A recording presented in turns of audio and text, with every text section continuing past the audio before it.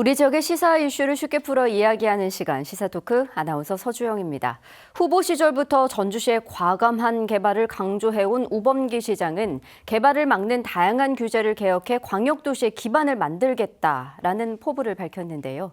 최근 주거와 상업지역의 용적률 상향을 추진하는 조례안을 내놓으면서 논란이 일고 있습니다.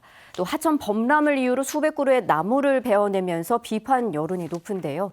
오늘 시사토크에서는 전주시 도시개발 핵심 사업은 무엇이며 또 우려되는 점은 없는지 함께 살펴보겠습니다.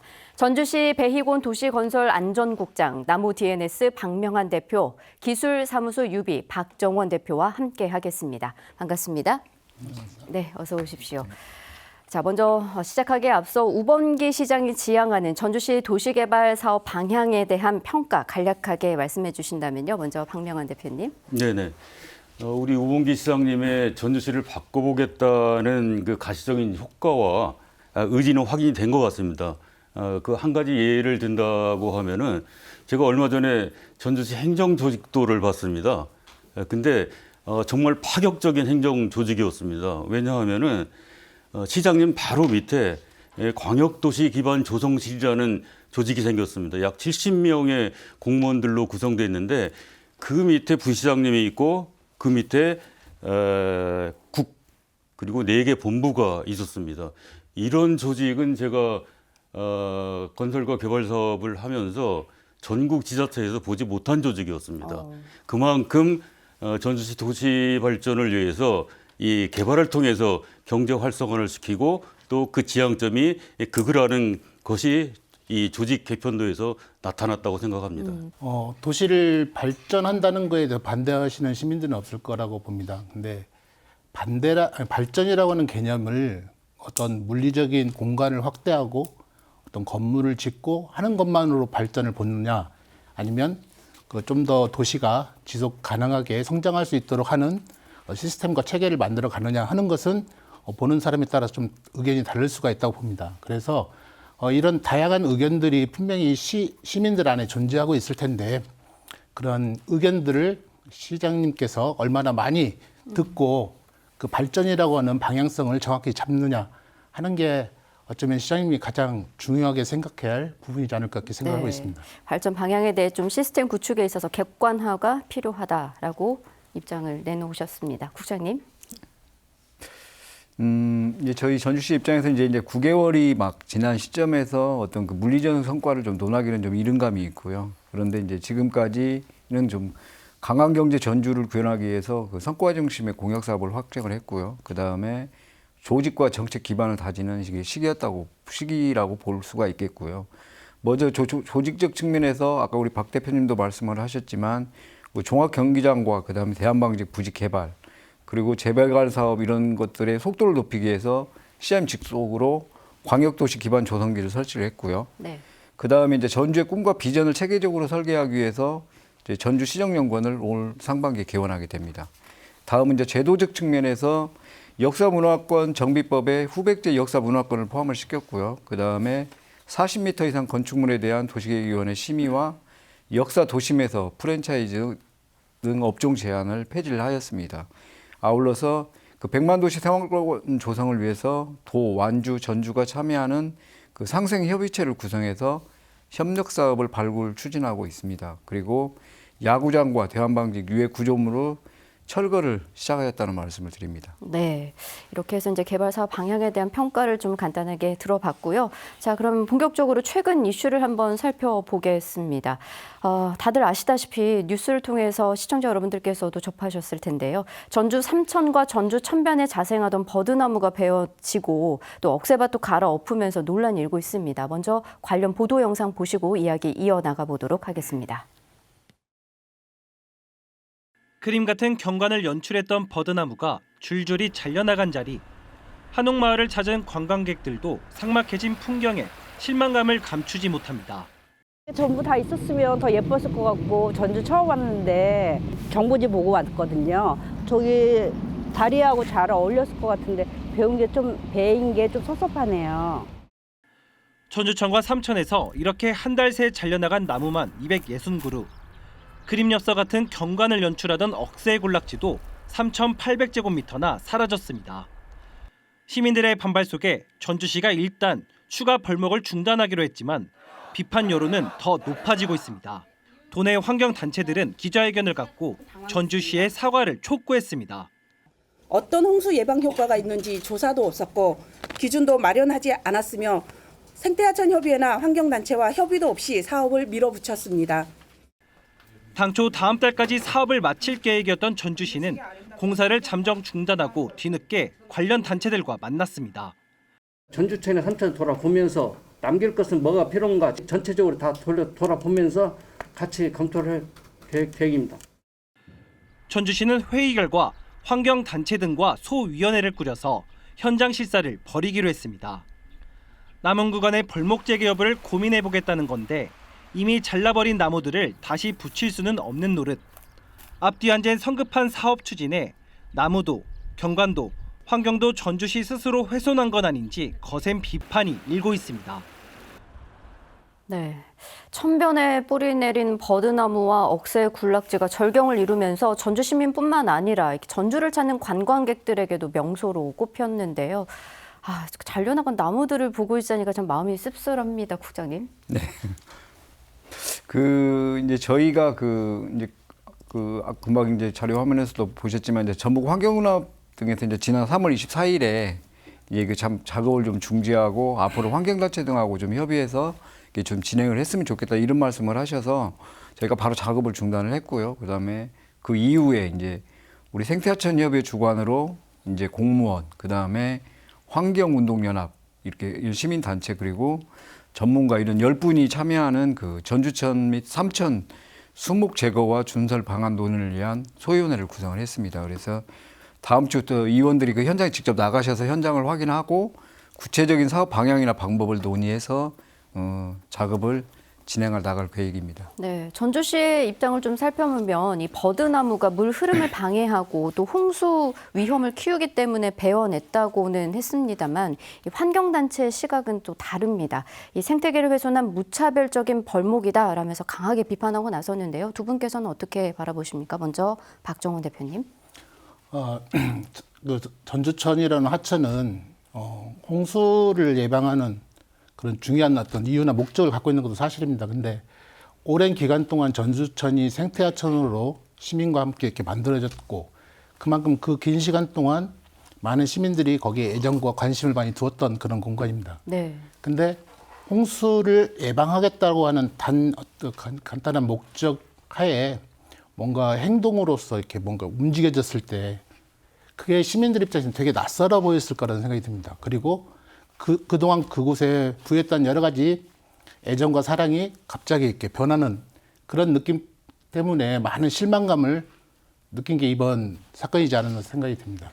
시민들한테 그런 이야기들을 지금 이제 이후에는 그렇게 하겠다고는 하지만 그런 활동들이 미리 사전에 이루어졌고 또 여러 가지 방법들을 찾고 꼭 버드나무가 홍수에 아주 안 좋은 영향을 미치는지 아니면 홍수 예방을 위해서 또 다른 방법 없는지 이런 거에 대해서 충분하게 논의를 했다면 아마 전주 시민들이 이렇게 화나지는 않았을까 하는 생각을 하고 있습니다. 네, 사전 합의와 좀 다양한 시각에 있어서 좀 바라봤으면 좀 더 좋았을 텐데라는 아쉬움을 말씀해 주셨고요. 네, 제가 살고 있는 삼천 천변은 20여 년 동안 제가 천변을 걸으면서 우리 반려견이랑 같이 그렇게 좋은 시간을 보내고 있습니다. 그래서 우리 거주 공간 주변에 친수 공간이 있다는 게 얼마나 행복한 일인지는 직접 체험을 통해서 느껴보고 있는데요. 근데 요즘 MZ 세대들이 표현하는 빌런, 악당이라고 하죠. 네. 버드나무가 왜 빌런이 됐는지 참 궁금합니다. 근데 제가 이제 작년 홍수 때 바로 앞에 삼천천변이 있으니까 유심히 봤는데 큰 아름드리 버드나무가 있었거든요. 근데 그 가지마다 상류에서 내려오는 농가의 비닐하우스 있지 않습니까? 그게 걸려가지고 엄청나게 많은 비닐하우스 비닐들이 걸려 있었던 것도 봤거든요. 네. 그래서 그런 부분들은 좀 지양을 하더라도 또 주변에 잡목들이 많이 있습니다. 그런 잡목들은 제거를 해주는 게 좋겠다는 생각을 합니다. 자, 이번에는 전주시의 용적률 상향 문제 짚어보겠습니다. 관련 보도 영상 보시죠. 전주 구도심의 일반 상업지역입니다. 용적률이 500%이다 보니 건물 각 층의 합산 면적을 대지의 5배까지 지을 수 있습니다. 법정 상한선인 1300%의 절반도 미치지 못합니다. 일반 주거지역도 마찬가지입니다. 이에 전주시는 주거지역과 상업지역의 용적률을 대폭 완화하기로 하고 이 같은 내용을 담은 개정 조례안을 입법 예고했습니다. 중심 상업지역은 기존 700%에서 1100%로, 일반 상업지역은 500%에서 900%로, 근린 상업지역은 400%에서 700%로, 유통 상업지역은 300%에서 2배 이상 많은 700%로 높이겠다는 겁니다.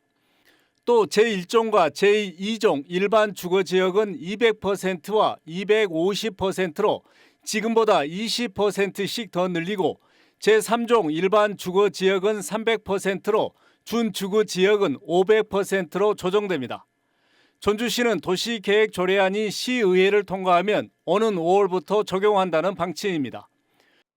전주시도 대도시이기 때문에 어떤 광역도시에 대한 그 성장 기틀을 마련하고 재개발, 재건축을 통해서 균형 있는 도시 발전을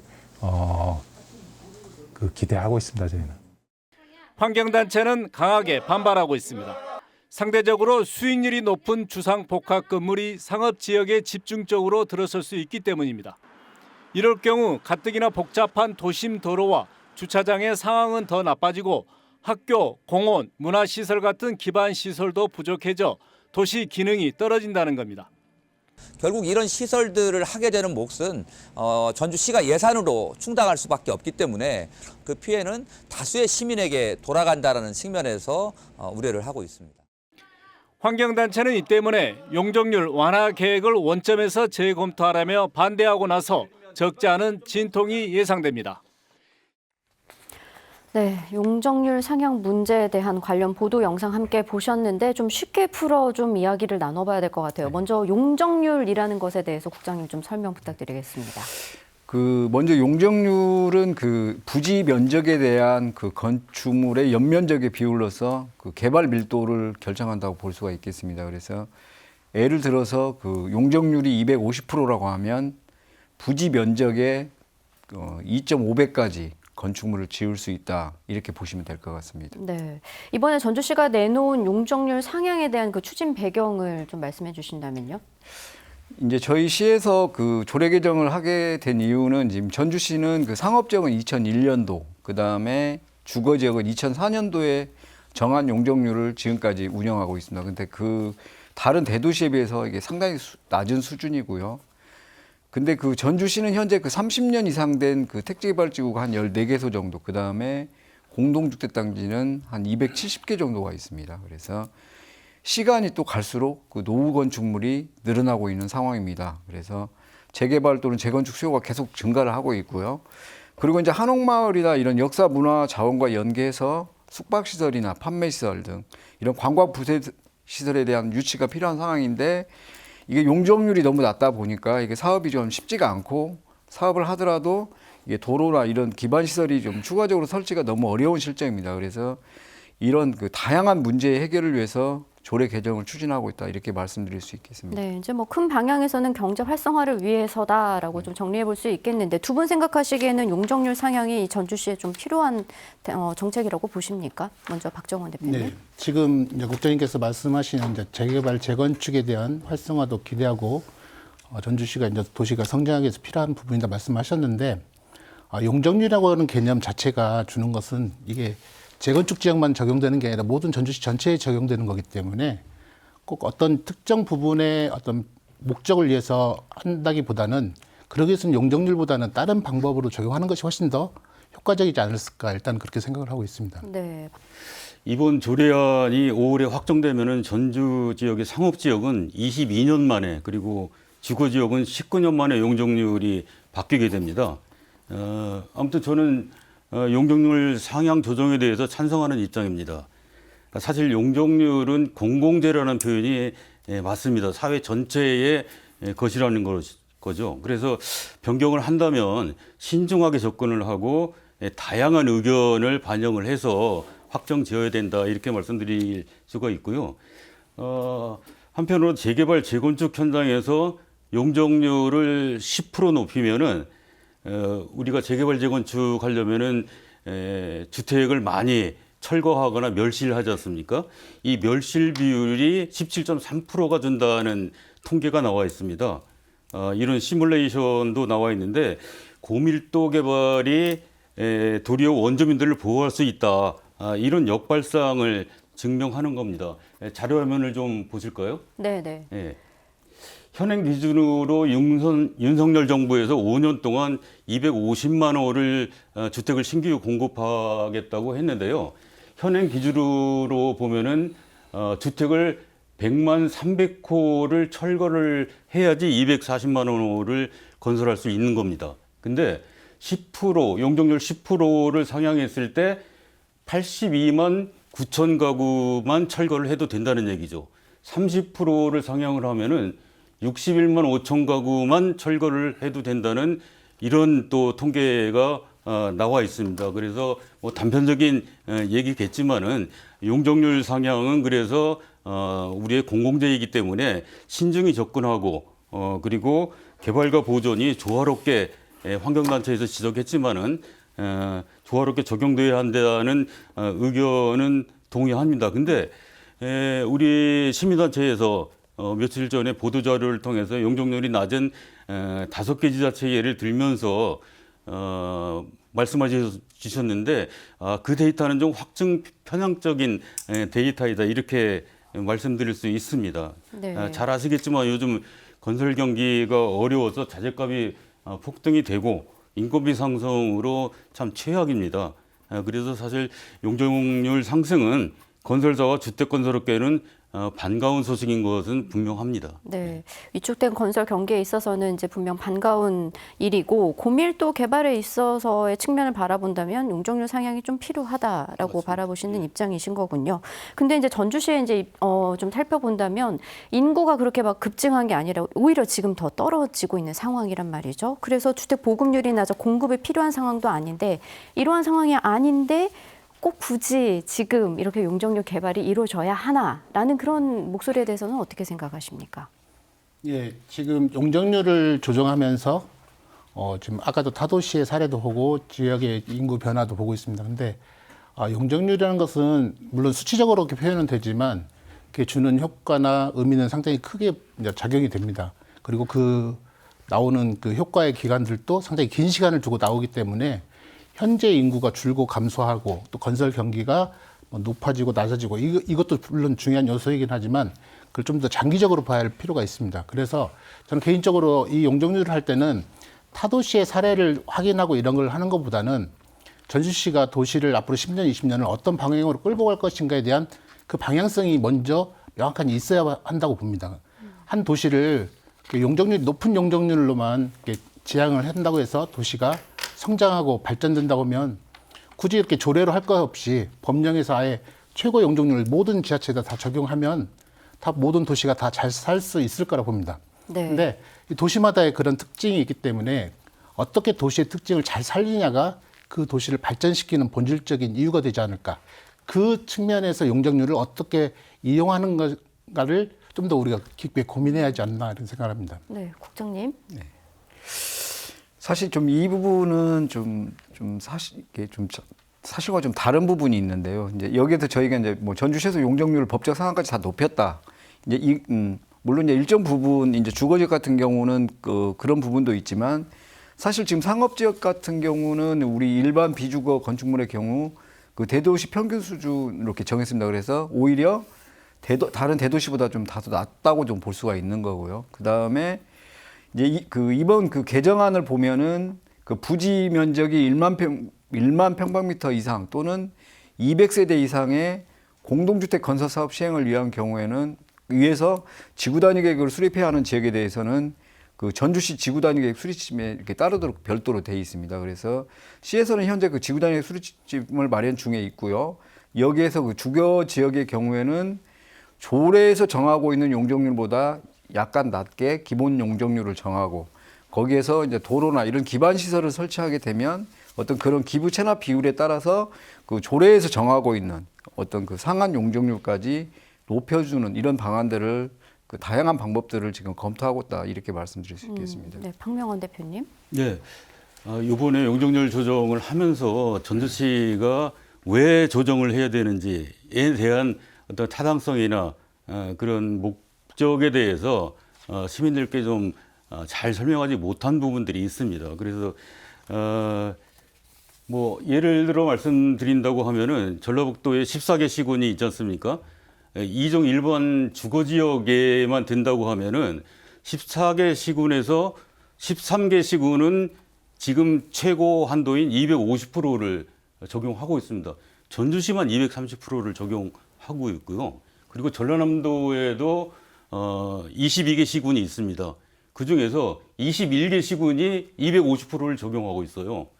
단 한 군, 담양군만 지금 200%를 적용하고 있는데 담양군마저 작년 말에 규제개혁위원회를 열어가지고 과감한 규제는 우리가 풀어야 된다 해가지고 상향 조정을 지금 하고 있는 상황입니다. 이런 통계가 나와 있고 마찬가지로 전국 시군구가 226개 있습니다. 이 226개 시군구에서 90% 이상이 250%를 적용하고 있어요. 이 통계는 코시스 국가통계 포털에 분명히 나와 있습니다.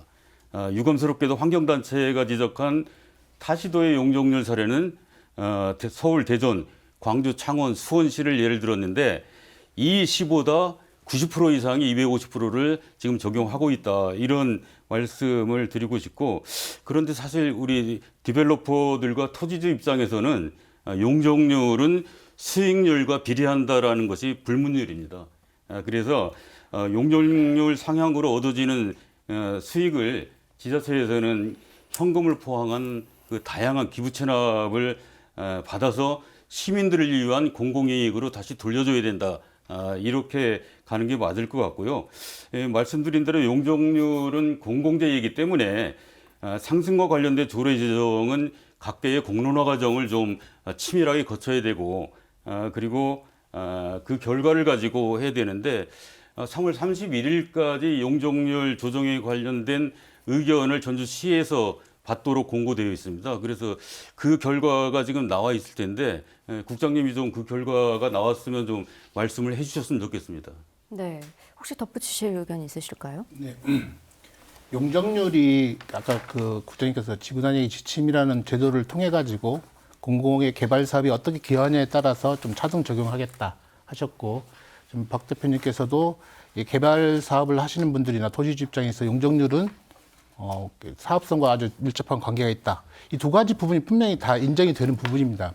그런데 저희가 이제 이번 조례 개정안에서 좀 궁금했던 부분은 조례는 분명히 법령에서 자치단체로 그 권한을 위임해 준 사무입니다. 그러면 자치단체에서 그 상황을 보고 우리가 어떻게 이걸 운영할 것인가를 고민을 해야 하는 어떤 과정이 좀 필요했고요. 그리고 그것을 어떤 개발 사업이 일어났을 때 그 개발 사업이 어떻게 진행되고 또 어떻게 공공에 기여하는 부분이 있는지를 면밀하게 사업별로 체크를 한다면 그 사업에 따라서 용적률을 조금씩 더 인센티브 형태로 지원해 줄 수 있는 그런 방법들이 많이 있습니다. 근데 이것을 일괄적으로 수치적으로 다 특히 주거지역 같은 데는 법정 상한까지 다 올려놨거든요. 네. 그러면 상한으로 이미 기본으로 주어졌기 때문에 추가적으로 더 인센티브 줄 수 있는 용적의 범위가 안 생기는 거죠. 근데 지금은 그보다 좀 낮기 때문에 그 안에서 상한까지 그 범위를 안에서 공공사업에 기여하는 범위에 따라 조금씩 이렇게 올릴 수 있다. 그래서 국장님이 저 지침에 말씀을 하신 것이 바로 그런 부분에 따라서 사업자가 필요한 용적률까지를 천천히 이렇게 올려주는 네. 그런 어떤 정책을 하는 것은 오히려 현실적으로 더 필요하지 않겠냐 하는 생각이 좀 듭니다. 그러니까 과부하 걸리지 않게 이제 어느 적정선을 조금의 여유감을 좀 남겨두자라는 말씀이신 거잖아요. 근데 뭐 아까도 말씀을 하셨겠지만 이제 재개발 재건축을 앞둔 주민이나 개발 사업자의 입장에서는 좀 환호할 만한 또 이런 정책이지 않을까 이렇게 말씀을 또 해주셨지만 또 반대로 그들만 또 이익을 또 챙기는 거 아니냐 이런 비판도 있거든요. 이에 대해서는 또 어떻게 의견을 주실 겁니까? 예, 뭐 앞서 말씀드렸지만은 용적률 상승으로 인해서 개발 이익을 어떻게 환수하고 적용할 것인가가 뭐 고민이 필요한 시점인 건 맞습니다. 며칠 전에 서울시에서 여러분들 잘 아시는 성수동에 아주 핫한 지역이 있는데 산표 레미콘 부지가 있습니다. 네. 예, 일종 주거 지역에서 일반 상업 지역으로 용도 변경을 추진하고 있는데 용적률이 150%에서 800%까지 5배의 용적률이 상승일 돼서 지금 논란이 되고 있습니다. 서울시는 이에 대해서 그 사전 협상 제도를 통해서 변동된 토지 가치의 60%까지 공공기여금으로 환수하겠다라고 발표를 했습니다. 이렇게 가야 되는 것이죠. 용적률은 공공재이기 때문에. 그리고 토지의 용도 변경과 용적률 상승은 다시 말씀드리지만은 상승한 만큼 공공이익으로 공원이나 교통망 확충 이렇게 시민에게 돌아가야 한다는 것입니다. 네, 그러니까 방점은 공공재이기 때문에 이제 시민들에게 이익이 돌아가야 된다. 맞습니다. 이 부분이 참 중요하겠네요. 뭐 묻지마식 상향보다는 뭐 계속 이야기가 좀 반복될 수도 있겠습니다만 이제 투명한 절차와 사회적 합의를 통해서 좀 이뤄 나가야 한다는 것은 참 필요해 보입니다, 국장님. 네. 네. 자, 그러면 이번에 또 전주시가 또 적용키로 한 용도 용적제에 대해서도 한번 좀 짚어봐야 될 것 같은데요. 이 건축물의 용도 비율에 따라서 용적률을 차등 적용하는 거다라고 이렇게 좀 정의할 수 있는데요. 이유가 뭔가요? 이렇게 용도 용적제를 적용하는 이유? 이제 잘 아시다시피 그 용도 용적제는 우리가 상업 지역에서 그 주상 복합 아파트를 지을 때 이제 상가 면적 비율이 높아질수록 용적률도 같이 높아지게 하는 그런 제도입니다. 그래서 그리고 이제 주상 복합 아파트는 이제 저희들이 상업 지역에 이제 건축할 수 있습니다. 근데 상업 지역은 상업 그다음에 그 밖에 업무의 편익 증진을 위해서 필요한 지역입니다. 그래서 관광, 숙박, 그다음에 판매, 일학, 업무 이런 시설들이 들어서서 그 새로운 일자리 창출과 그 활성화가 이제 필요하나 그 주거 기능이 잠식하면서 이제 도시 기능에 왜곡이 생기고 그다음에 중심 발전 잠재력을 약화시키는 문제점이 있습니다. 그래서 그리고 또 주택법으로 관리되는 공동주택의 경우에는 진입도로나 어린이 놀이터, 유치원, 이제 경로당 이런 것들을 의무적으로 설치를 해야 됩니다. 그런데 건축법에 따라서 허가되는 그 300세대 미만의 주상복합의 경우에는 설치 의무가 없어서 사실 입주민들이 나중에 입주를 하게 되면 불편을 겪게 됩니다. 그리고 또 상업지역 안에 그 고밀도로 개발로 해서 그 소음이나 조망, 그 다음에 사생활 문제에 따른 그 분쟁이 계속 발생을 하고 있고요. 그 다음에 애들의 그 통학로 확보, 그 다음에 교육 환경 확보 이런 것에 한계가 있을 수밖에 없습니다. 그래서 여러 도시에서 그 용도 용적제를 적용을 하거나 주상 복합 건물에 대한 상한 용적률을 제한해서 이런 문제들을 좀 해소하고 있다 이렇게 말씀드릴 수 있겠습니다. 네, CG에서도 이제 잠깐 띄워주셨는데 다시 한번 띄워주실까요? 네. 용적률은 이제 상한 기준에 대해서 이제 나와 있는데 좀 설명을 좀 더 구체적으로 해주실까요? 지금 이제 보시면 이제 그러니까 그 공동주택 비율이 80에서 91대까지는 500까지 이렇게 그 용적률을 받을 수 있는 거고요. 그 다음에 이제 만약에 그 공동주택 면적 비율이 뭐 10% 미만이다 하면 900까지 최대 한도까지 용적률을 받을 수가 있는 겁니다. 그러면 이제 정리를 해보면 주거 면적을 많이 지으면 이제 층고는 좀 낮춰지게 되는 건가요? 이제 정확히 말씀을 드리면 물론 이제 그게 용적률이 높아지게 되면 자연적으로 이제 그 건폐율이 있기 때문에 용적률이 높아지면 층고가 높아지게 됩니다. 근데 이것을 정확히 말씀을 드리면 용적률이 높아진다는 것은 거기에 개발 밀도가 커진다는 겁니다. 그래서 더 많은 세대의 아파트를 지을 수 있다는 겁니다. 용도 용적제에 대해서 좀 어떻게 바라보십니까? 이게 참 좋은 건지 과연. 네. 용도 용적제라고 하는 이 표현이 지금 적용되는 게 상업지역입니다. 일반 상업지역. 그러니까 우리가 도시계획에서 용도지역을 상업지역, 주거지역 이렇게 지정을 하는데 상업적인 말 그대로 상업 기능이나 업무 기능을 수용하기 위해서 지정한 용도지역입니다. 근데 여기에 공동주택 아까 비율을 이렇게 됐는데 공동주택은 결국 주거 기능이거든요. 네. 주거는 원래는 주거지역에 고전적인 도시계에서 이제 그렇게 상업과 주거를 분리하는 개념을 갖는데 그래서 상업적인 상업 기능을 유지되고 활성화되고 그런 용도로 써야 하는데 주거가 오기 때문에 주거가 많이 들어오면 그러면 작게 지어라.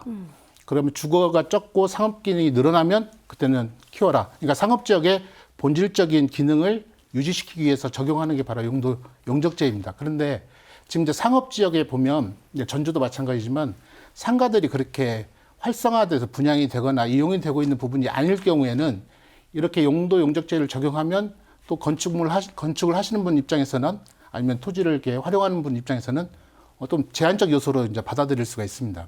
그래서 그게 상업적 기능이 활성화되는 그런 시기냐 아니면 지금과 같이 주거 외에 어떤 상업적 기능이 이렇게 쇠퇴되는 기능이 때이냐에 따라서 이 적용하는 그리고 적용에 따른 느낌들이 다르게 이렇게 표현되는 겁니다. 그래서 서울시나 이런 대도시를 또 적용했다가 좀 조정했다 이런 과정들을 좀 계속 반복하고 있는 그런 상황입니다. 각자의 시각에서 바라보면 이게 다 다를 수가 있다라는 말씀이신데 용적률을 높이게 되면 이제 재건축, 재개발에 있어서 걸림돌이 된다라는 의견이 또 많은 것 같아요. 박 대표님. 네, 맞습니다. 이 용도 용적제 관련해서는 저는 좀 길게 강하게 말씀드리고 싶습니다.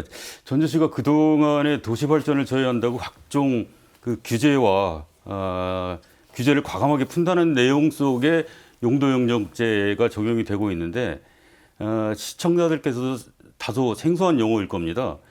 사실 거의 사문화되고 있는 도시개혁 법률 속의 내용인데요. 우리 국장님이 아까 설명하셨지만은 상업지역에서 주거면적이 늘어나고 비주거면적이 줄면서 상업지역 원래의 취지대로 원상복구를 해야 된다 이렇게 말씀하신 것 같은데 제가 여기 방송 토론하기 전에 업계 관계자들을 좀 많이 만나봤습니다. 네. 우리 건축사회를 포함해서 주택건설협회 그리고 전주시에서 서신동, 금암동, 평화동에서 소규모로 가로주택 정비 사업을 하고 있는 조합원들이 아주 많이 있습니다. 그래서 이 용도 용적제와 관련해서 아주 민감한 반응을 일으키고 있는데 전주시는 상업지역 면적이 도시 전체 면적의 3%에 불과하다 이렇게 얘기하고 있는데 그래서 주상복합이 들어서면은 판매 근린 시설이 줄어들고 공동주택이나 오피스텔 대부분이기 때문에 상업지역 기능에 역행한다 이렇게 얘기를 하고 있습니다. 하지만 상업지역 면적이 3%라는 것은 우리 전주시 녹지지역을 포함한 도시 전체 면적 비율이고 실질적으로 도시 면적만 가지고 얘기한다고 하면은 상업지역은 10% 내외로 타도시와 비슷한 상황입니다. 그리고 전주시 발표에 좀 착시 현상이 있다고 생각하는데요. 설명드리면 이번에 아까 자료에 나와 있지만 개정 조례안 별표 24가 있습니다. 여기에서 상업지역 용적률이 대폭 상향되는 것으로 이렇게 발표가 되고 있습니다. 근데 그게 아닙니다. 주상복합 건물에서는 주거 면적이 용적률 상승과 연동이 됩니다. 네. 그래서 이 발표는 진짜 과유불급이다 이렇게 말씀드릴 수가 있고 한 예로 표를 잠깐 보여주시면 좋겠는데 중심 상업 지역에서 현재는 용적률이 700%입니다. 하지만은 용도 용적제를 차등 적용하면은 1100%까지 올라간다 이렇게만 설명되고 있는데 그게 아니고 1100%까지 올라가면은 주거 면적이 10%고 상업 면적이 90%가 돼야지 1100%까지 올라가는 겁니다. 비율이 그렇게 되는 거군요. 그렇죠. 그래서 무조건 1100% 올라간다는 표현은 맞지 않습니다. 그리고 주상복합 건물에서 공동주택 연면적이 10% 미만일 때 1100%라는 걸 다시 한번 말씀드리고 싶고 여기에다가 지금까지 오피스텔이 상업지역 면적으로 들어갔는데 이제는 공동주택 면적으로 넣어야지 1100%까지 해주겠다 이런 내용이거든요. 그래서 좀 그 착시 현상이 발생되고 있고 결론을 말씀드리면은 우리 전문가 집단들과 시민들은 용도 용적제가 텅 빈 유령 상가를 양산하고 전주시처럼 용도 용적제를 시행했던 지자체가 있습니다. 서울시, 대구시, 고양시, 아산시들도 지금 다 폐지했습니다. 그래서 용도 용적제는 이런 의견들을 받아서 전주시하고 네. 전주시의회가 심의할 때 재검토를 꼭 부탁드리고 싶다는 말씀을 드리고 싶습니다. 네. 현재 이제 전주시의 이제 상업 공실 비율도 좀 꽤 높은 편이라고 바라볼 수 있겠는데요. 상가가 많아지면 이제 그만큼 미분양 확률이 더 높아질 거란 맞습니다. 말이죠. 결과적으로는 또 사업이 또 어려워지는 이런 또 악순환이 될 텐데 이거는 이제 현장의 목소리를 이제 좀 대변해서 정리를 해서 말씀해 주신 거는 이제 텅 빈 정책이다라고 바라보시는데 국장님께서는 어떤 의견이신지요? 그뭐 이제 박 대표님이 그 뭐 다른 뭐 서울이나 이런 데 폐지를 했다 이것은 좀 잘못 알려진 사실이고요. 사실 또 아산시는 이걸 시행을 하다 폐지를 한 게 아닙니다. 아예 그 도입 단계에서 이제 그 주민들이나 이게 좀 반대를 많이 해서 도입을 못했던 상황이고요. 지금 그 우리 그 소규모 주택 정비 조합에서 그 반발을 하는 이유가 아까 이제 대표님도 말씀하셨지만 상가가 많아지면 그 미분양 확률이 높아지고 결국은 사업이 좀 어려워진다. 이제 이런 논리입니다. 그래서 그분들이 지금 요구하는 것은 지금 주거용으로 분류한 오피스텔을 상가로 좀 분류를 해주거나 아니면 500%로 되어 있는 일반 상업지역 기본 용적률을 700%로 높여달라는 의견을 지금 제출하고 있는 상태입니다. 근데 먼저 그 오피스텔을 상가로 분류하게 되면 일반 상업지역의 최대 용적률인 900%까지 사실상의 주거용 건축물을 지을 수가 있기 때문에 용도 용적제의 의미가 퇴색되게 됩니다. 그리고 주상복합 건축물은 관련법에 따라서 해당 용적률의 10% 이상을 상가를 의무적으로 지금 지어야 됩니다. 저희 이제 조례 개정안에 따르면요. 근데 기본 용적률을 500%에서 200%로 올리게 되면 지금보다 상가가 20% 정도 더 늘어나게 됩니다. 그러면 지금 주장하는 공실률 때문에 반대하는 논리와 모순이 또 발생이 됩니다. 그리고 사실 그동안에 그 우리 전라북도 건설단체 협의회나 연합회나 여기에서 저희들한테 계속 요구를 했던 게 뭐냐면 주상 복합 아파트의 상가 공실률이 많으니까 상가 의무 비율을 20%에서 10%로 낮춰달라. 이런 주장을 해서 저희가 사실 이 부분은 지금 이 조례안에 반영이 된 겁니다. 근데 이제 그동안에 요구했던 거 반영했는데 이제 저희가 전체적으로 상업지역 용적률을 이제 높이기 때문에 그러면 그 높이는 용적률에 맞게 우리도 더 주거용 건축물을 짓게 해달라. 이게 사실은 논점인 겁니다. 그런데 우리 전주시의 입장에서는 우리 아까 박정원 대표님도 말씀하셨지만 어차피 우리 지금 현행 국토계획법에서 용도지역 체계는 정확히 상업지역과 일반 주거지역의 어떤 그 목적이 있기 때문에 상업지역은 상업지역답게 하고 또 우리가 그런 어떤 상업용 시설, 뭐 관광호텔이나 이런 부분들을 유치를 해서 새로운 일자리를 창출할 수 있는 그런 공간으로 만들자는 겁니다. 대신 일반 주거지역은 아까 노후된 건축물 이런 부분들을 일정 부분 용적률을 상향해서 또 어떤 재개발, 재건축이나 이런 부분을 좀 활성화하고 그 다음에 또 지구단위적 수립지침을 수립을 해서 또 기반 시설을 확보하고 이런 이게 가장 핵심인 겁니다. 근데 지금 그 핵심에서 좀 약간 논쟁들이 벗어나 있기 때문에 이게 좀 논쟁이 좀 많이 있다고 이렇게 볼 수가 있겠습니다. 네, 박정원 대표님. 네. 아파트를 상업지역에 짓는 거하고 주거지역에 짓는 거 지금 조례 개정을 보면 주거지역에서는 뭐 250, 300% 정도 용적률을 할 수 있고 상업지역으로 하면 이제 500에서 이제 1100까지 차등으로 할 수 있다 이렇게 되어 있습니다. 그냥 수치적으로 보면 거의 2배의 그러니까 20층짜리 아파트를 주거지역에 지을 때는 20층을 지을 수 있는데 상업지역에 지으면 한 40%까지, 40층까지 그러니까 수치적으로만 단순하게 봤을 때 이렇게 지을 수 있다는 것이 바로 이제 용적률의 변화입니다. 그런데 40층짜리 아파트를 주거지역에 만약에 지을 경우에는 동과 동의 간격을 40층 높이만큼을 띄워야 합니다. 네. 그러니까 훨씬 더 사시는 분들이 주거환경면에서는 좋겠죠. 근데 상업지역에서는 그런 규정이 적용되지 않습니다. 그러니까 아마 삼천변 쪽에 그 도청 근처에 보면 한 40층이 넘는 높은 아파트들이 다닥다닥 붙어가지고 지어진 걸 볼 수 있겠습니다. 이게 바로 주상복합 아파트거든요. 그러니까 토지 가격이 비싸다 보니까 최대한 그 토지 가격을 대비해서 사업성을 내기 위해서는 그런 높이의 아파트가 필요하게 되죠. 근데 막상 거기에 사시는 분들의 입장에서 물론 조망도 좋을 부분도 일부 있겠지만 그 건물과 건물 사이에 인동거리들이 가까워지면서 생기는 여러 가지 주거 환경의 불편함도 분명히 있을 거라고 봅니다.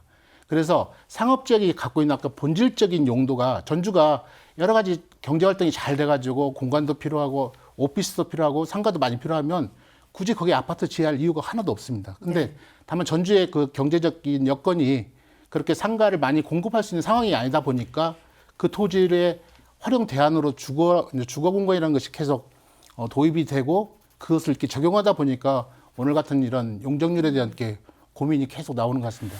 근데 아까 좀 이런다면 박명환 대표님 말씀대로 이 전주에는 과거에는 20%를 주거가 아닌 다른 용도로 하게 되는데 이번에는 10%로 그 비용을 낮췄는데 다만 거기에 오피스텔과 도시 생활주택을 주거로 보는, 과거에는 주거를 안 보고 이제 비주거로 봤거든요.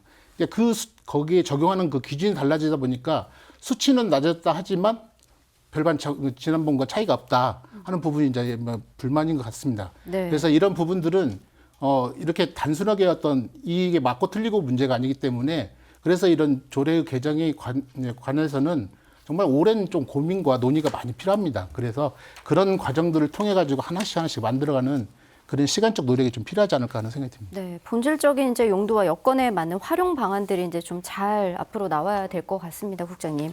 그리고 또 한마 또 살펴볼게 한옥마을 등 역사 도심 지구의 프랜차이즈 업종 제한도 이제 폐지가 됐잖아요. 이로 인해서 이제 뭐 상가 공실 문제 해결과 또 지역 경제 활성화에 있어서는 분명 기대하는 부분이 있을 텐데 원도심 활성화에 있어서 어떤 도움이 될 수 있는지 또 아니면 이에 대한 또 반대 의견이 있으시면 자유롭게 말씀을 해주시죠. 네. 제가 먼저 말씀드리면 지난해 11월에 도시관리계획 용도 변경이 전주시에서 착수를 했습니다.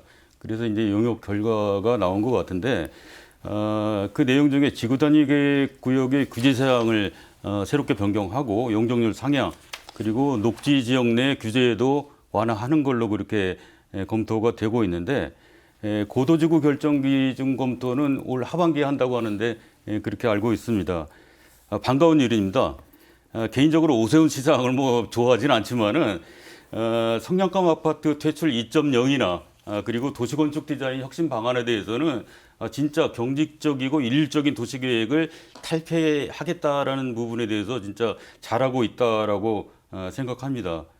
전주시도 중장기 도시발전이라는 계획을 가지고 전주만이 가지고 있는 이 매력적인 공간이 있거든요. 그리고 그런 매력적인 공간에 전주만의 건축물이 탄생할 수 있는 그런 시도들이 좀 필요할 것 같고요.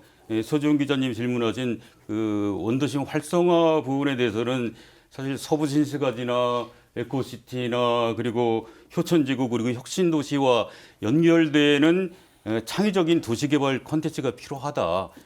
원도심만 발전하는 노력들을 해왔는데 좀 연결된 창의적인 콘텐츠가 필요하고요. 올드타운과 신세가지가 이 도시공학적으로는 구분이 되어 있지만은 연계가 안 되는 상황에서 원도심 활성화는 참 어렵기 때문에 도시계획 전문가들의 어떤 충분한 조언을 좀 들어줬으면 좋겠다는 말씀을 드리고 싶습니다. 네, 박종원 대표님. 예, 그 원도심 이 활성화 문제가 어떤 건축 규제 완화만으로 만약에 풀릴 수 있었다면 약간 반문이 되는 것이 2018년도에 지금 현재 규제 사항들이 지정이 됐거든요. 근데 그 18년 전까지 전주의 도심부의 상태를 보면 그게 활성화됐던 상황이었나 뭐 이런 걸 다시 반문하고 싶은 정도입니다. 오히려 그 곳이 너무나 쇠퇴되어 있기 때문에 도시 재생 사업지역으로 지정을 해서 국비까지 지원하면서 재생 사업을 했던 그런 지역이었고 특히 그런 과정에서 2018년도에 지구단위계획을 수립하면서 업종이라든지 건축물의 높이 규제 등을 했죠. 근데 지금 현재 모습을 보면 갱리단길이나 웨딩거리 그리고 시내 도심에 보면 많은 젊은이들이 또 많이 찾아오고 있습니다. 그래서 한편으로 보면 우리가 완화만이 활성화시킬 수 있는 방법이냐라고 하는 부분에서 약간 반문을 할 수 있고 그 과정에서 요즘 가장 많이 이렇게 핫하게 오는 것은 그 원도심이 갖고 있는 지역적 특성, 그러니까 로컬의 어떤 자원의 특성을 그리고 매력을 어떻게 잘 찾고 활용하고 그걸 통해서 상업적 기능을 갖고 있는 지역이기 때문에 어떻게 경쟁 있는 지역으로 만들 것인가 하는 노력이 더 이런 규제 완화보다 더 우선이 되어야 한다고 봅니다. 그래서 도시계획이 이것을 앞에서 끌고 이것을 활성화시킬 것인가 아니면 뭐 쇠퇴시킨가 이렇게 하는 게 아니라 그런 시민들의 활동을 도시계획은 옆에서 지원해 주는 역할을 해야 하고 그렇게 됐을 때 오히려 좀 원도심이 건강하게 크지 않을까 하는 생각이 듭니다. 건강한 이제 또 발전을 위해서는 완화만이 아닌 지역의 특성과 또 매력을 활용할 수 있는 그런 또 방안들을 잘 구축해 나가야겠다라는 걸로 정리를 해볼 수 있겠네요, 국장님. 네. 이제 우리 두 대표님께서 말씀하셨지만 이제 사실 이제 2018년도에 이제 우리가 거기에 대한 이제 어떤 그 원도심 활성화 그 다음에 어떤 우리 그 젠트리피케이션 방지 이런 부분들 때문에 그 이제 그 지구단위계획을 수립을 했었는데요. 이제 그 이후에 이제 그 오히려 더 상가 공실률이 이제 늘어나고 그다음에 이제 거기에 계시는 분들이 계속 이게 좀 그 업종을 좀 폐지를 했으면 좋겠다 이런 민원이 좀 끊이지를 않아서 저희가 이제 뭐 2월 6일 날 이제 업종 제한을 전부 다 폐지를 했습니다. 폐지를 했는데 뭐 아직 지금 뭐 2달 정도 지나밖에 이제 안 지났기 때문에 뭐 현 시점에서 뭐 눈에 띄는 이렇게 변화를 좀 기대하기는 좀 어렵고요. 좀 이른 감이 있고요. 그다음에 다만 이제 지금 업종을 제한을 폐지한 이후에 이제 우리가 기존에 들어올 수 없었던 이제 패스트푸드점하고 이제 커피 전문점이 각각 한 개씩 들어왔습니다. 그리고 좀 인허가부서에 이제 종종 좀 문의가 있는 상황이고요. 그래서 앞으로 시간이 지나면서 좀 서서히 좀 가시적인 변화가 있지 않을까 이렇게 생각을 하고 있습니다. 그리고 아까 우리 박정훈 대표님이 말씀하신 그런 부분들은 저희가 뭐 이제 그 이후에도 지금 그 뭐 이 업종 제한 말고도 이게 그 여러 가지 지구단위의 내용들이 있습니다. 그런 부분들은 저희가 그 내용들을 검토할 때 충분히 참고하겠다 이렇게 네. 말씀드리겠습니다. 세 분의 마무리 발언 짧게 듣도록 하겠습니다. 먼저 박정원 대표님. 앞서 버드나무 이야기부터 해서 지금 조례까지 왔는데 이 모든 과정이 지금 가장 염려가 되는 부분은 너무나 급작스럽게 발표가 되고 네. 그것이 진행이 되고 있다는 부분입니다. 그러니까 시민들이 전주시에 관심을 가지고 시민들의 생각을 충분히 이야기하고 그 이야기를 들어줄 수 있는 그런 체계가 된다면 아마 이런 변화의 과정은 충분히 시민들도 이해하면서 뭔가 좋은 대안을 제시할 수 있을 거라 봅니다. 그래서 전주시가 만약에 이런 비슷한 정책들을 앞으로 할 때도 충분하게 시민들과 함께 이야기할 수 있는 그런 기회를 많이 만들어줬으면 좋겠다는 생각이 듭니다. 네, 박명환 대표님. 네네. 전주시가 20여 년 만에 도시계획 조례 변경을 하고 있고 그래서 고밀도 개발이 가능하고요. 그리고 녹지 지역에서 제도도 과감히 개선하겠다는 민선 8기 우리 우범기 시장님의 강론에는 동의합니다. 하지만 결국에는 우리 전주시의 도시 정체성의 목표가 무엇인지 그리고 전주시는 역사문화 도시라는 관광 콘텐츠로 1,000만 명의 관광객을 유치를 했습니다. 그런데 이와는 하드웨어 인터페이스가 이거 되고 있는 건지 궁금하고요. 도시계획을 포함한 각종 전주시 사업에서 잊지 말아야 할 것은 우리 시장님의 시간이 아니고 전주시의 시간이 중요하다는 겁니다. 그래서 임기 내에 꼭 이루겠다는 그런 어떤 내용보다 적재, 적소, 적기가 더 중요하다고 말씀드리고 싶습니다. 네, 국장님. 앞에서도 이제 말씀드렸다시피 이제 전주청과 삼천의 수목재건은 저희가 이제 그 재해에 대비해서 좀 그 시에서 불가피하게 추진할 수밖에 없었다 이렇게 말씀 먼저 드리고요. 그다음에 이제 조례 개정은 시간이 갈수록 이제 노후돼가는 구도심 메타 하향 문제를 어떻게 해결할 것이냐 이런 고민 끝에 이제 전주시가 한 걸음 앞으로 더 나가기 위해서 사실 추진하고 있는 상황입니다. 근데 우리가 도시 그 조례 개정안을 입법하고 나서 입법 예고하고 나서 그 시민 단체 또 업계 그다음에 주민 이런 분들이 지금 여러 상반된 의견을 지금 주셨습니다. 그래서 앞으로 이제 우리는 시에서는 그 입법 예고 기간에 그 제출하신 이런 여러 의견들에 대해서 좀 더 세심하게 검토하고 필요하다면 좀 추가적인 의견 수렴을 통해서 추진하게 나갔다 이렇게 말씀드리겠습니다. 감사합니다. 네. 도시개발 사업은 한 도시의 얼굴과 이미지를 바꾸는 중요한 사업이기도 합니다. 앞으로 전주시가 전문가들과 또 그리고 시민들과의 소통을 기반으로 전주시가 더 나은 발전 방향으로 나아가길 바라보겠습니다. 함께해 주신 여러분 고맙습니다.